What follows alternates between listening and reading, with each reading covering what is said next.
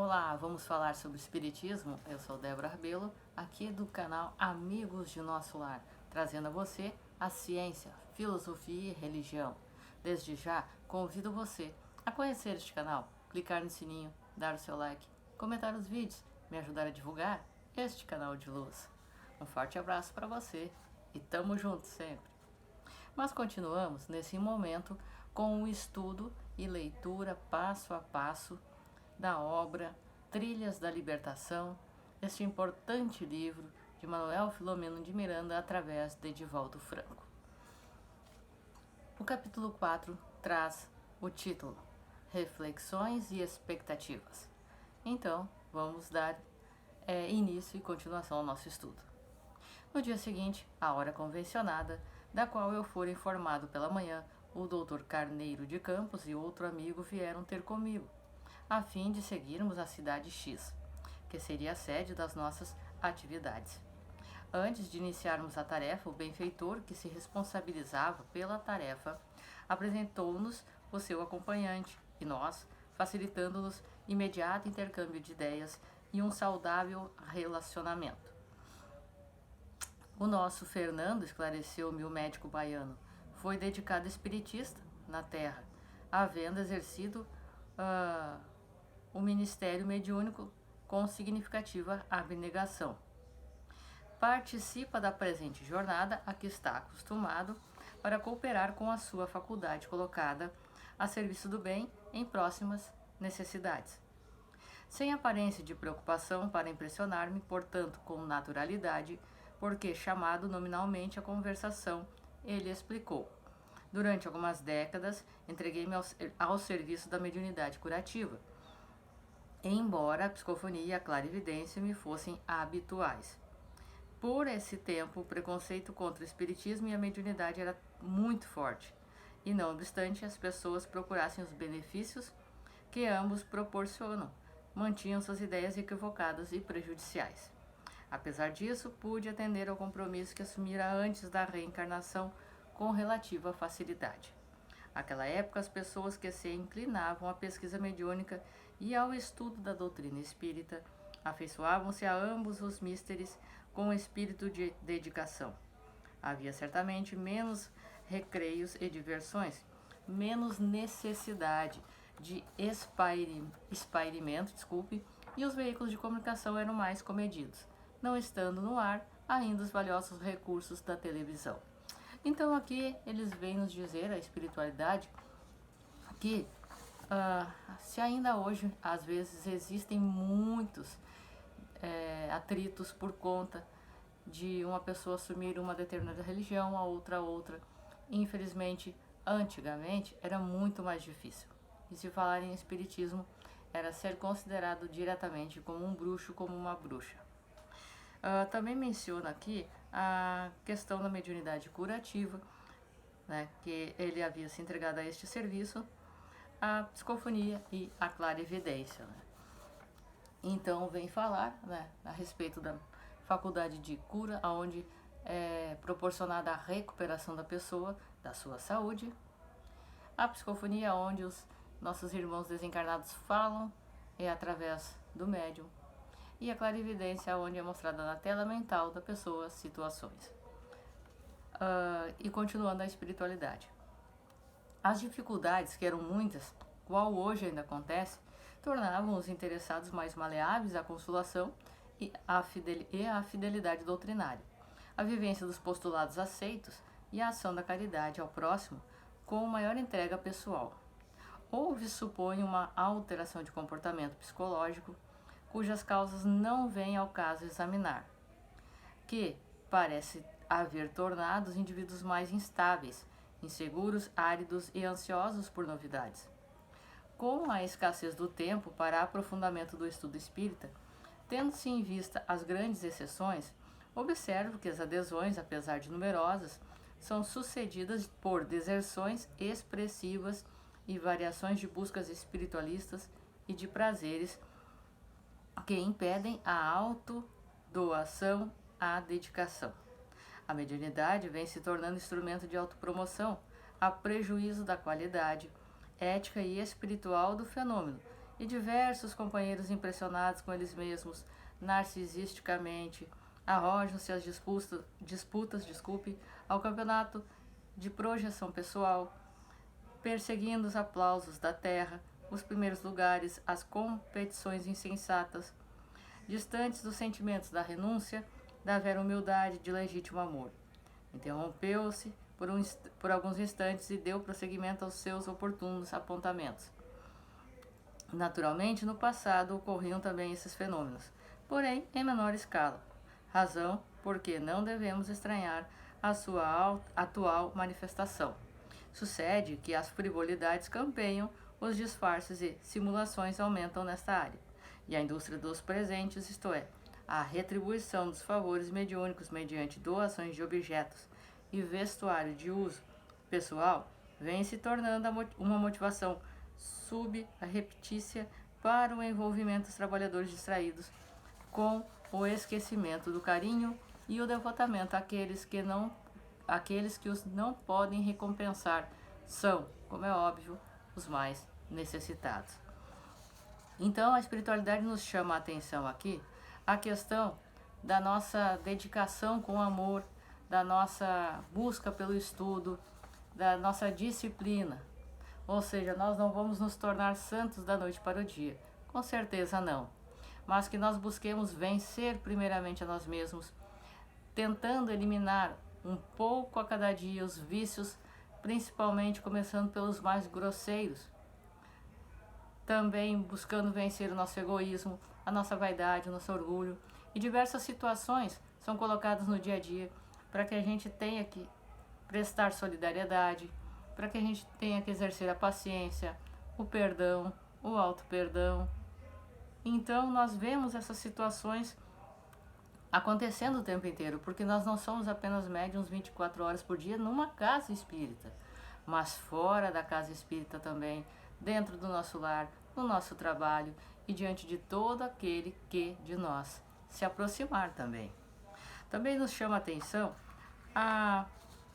que nós tomemos cuidado, o que muito acontece, infelizmente, não são todas as pessoas, mas muitos exercem a questão da fascinação por determinadas pessoas, sabe, uma idolatria. Se é o fulano de tal que está dizendo determinada explicação, eu não vou atrás do livro, eu não vou atrás da pesquisa, eu aceito e engulo, ponto final. Se é a fulana de tal também. Mas se vai a Mariazinha, se vai o Joãozinho, Zezinho, pessoas que não são conhecidas da grande mídia, mas que podem estar buscando com toda a dedicação, humildade e esforço aquele estudo e conhecimento, eu não vou prestar atenção numa vírgula que a pessoa fala, porque não é o fulano de tal.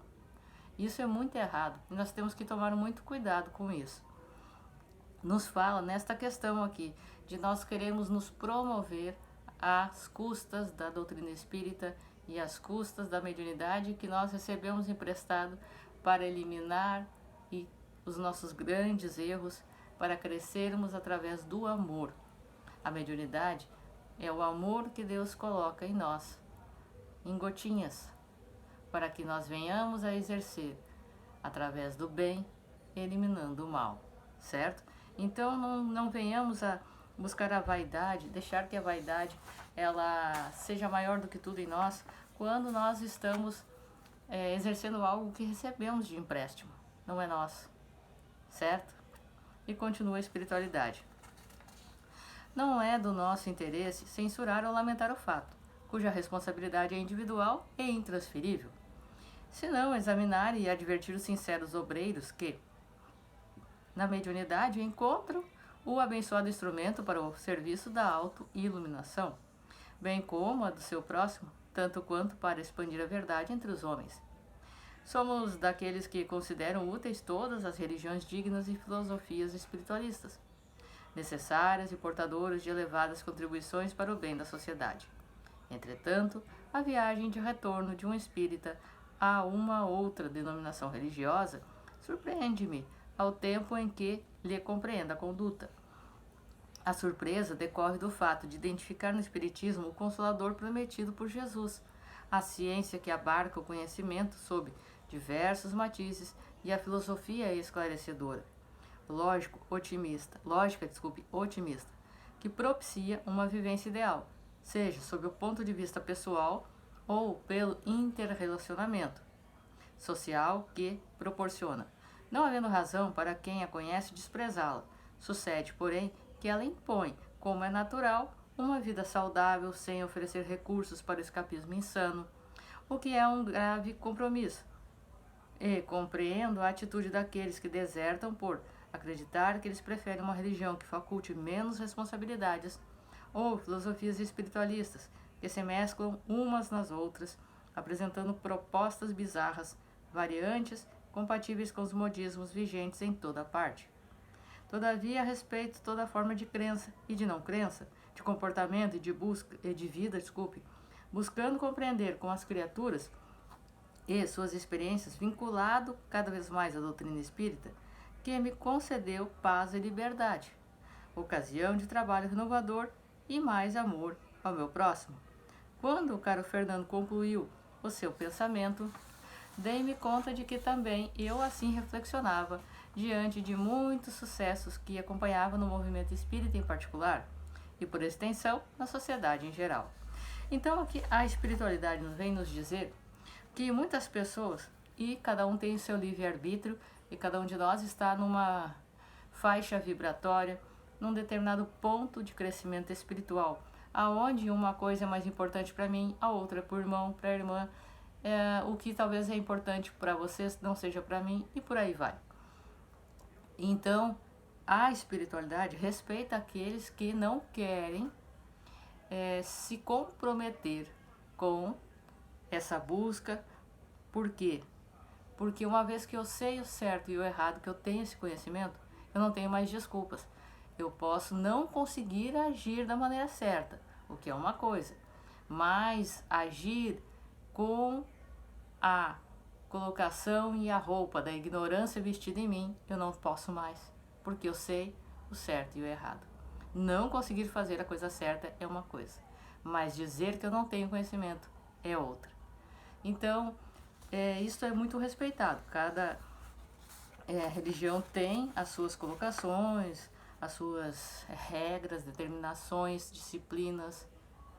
Chamemos como cada um considerar mais adequado o termo. Porém, nós devemos respeitar sempre a posição de cada um e o lugar onde nos encontramos. E a espiritualidade continua.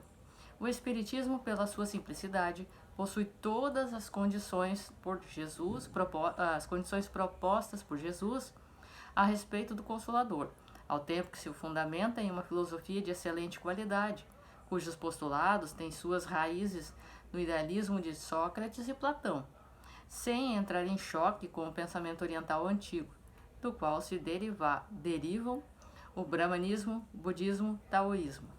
Considerando o homem um ser integral na sua complexidade, faculta-lhe a conquista da plenitude mediante o esforço pessoal e intransferível, acenando-lhe sempre com a possibilidade de conquistas de novos e mais elevados patamares na escala da evolução que o aguarda.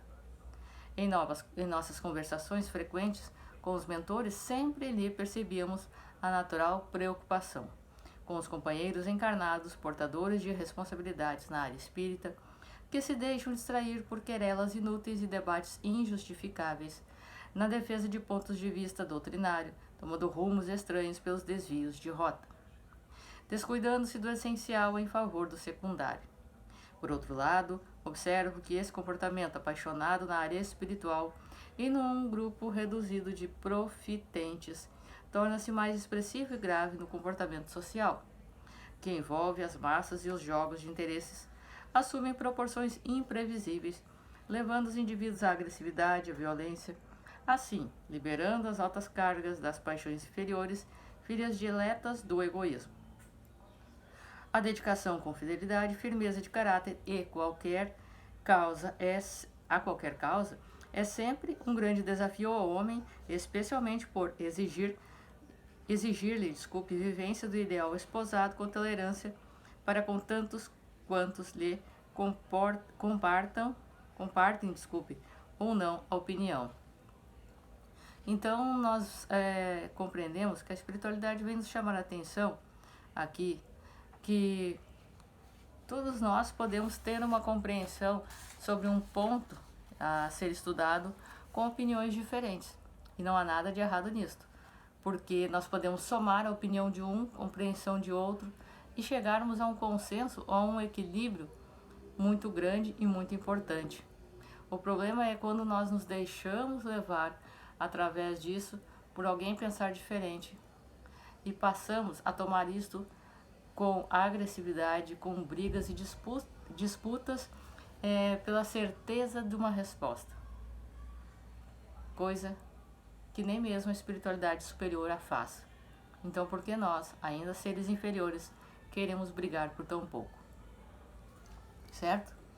E a espiritualidade, então, vem nos finalizar este capítulo com estes 3 pequenos parágrafos.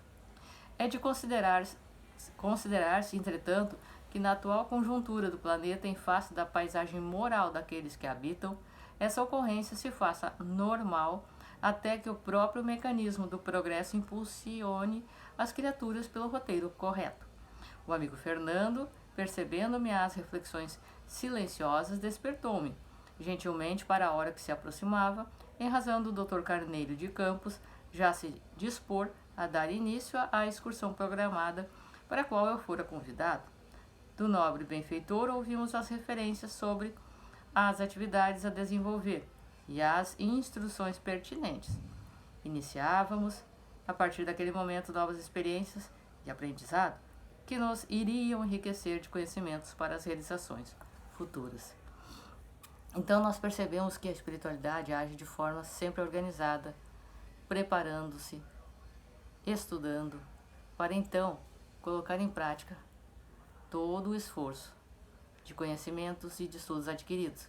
Então façamos também nós a nossa parte para assim termos este conhecimento e esta estrutura de sermos instrumentos nas mãos dos bons espíritos, certo? Eu sou Débora Rabelo, convido você a conhecer os estudos aqui neste canal, as lives que realizamos, a ajudar a divulgar este canal de luz. Um forte abraço para você, Jesus te abençoe, que os bons espíritos te guiem e até a próxima. Tamo junto!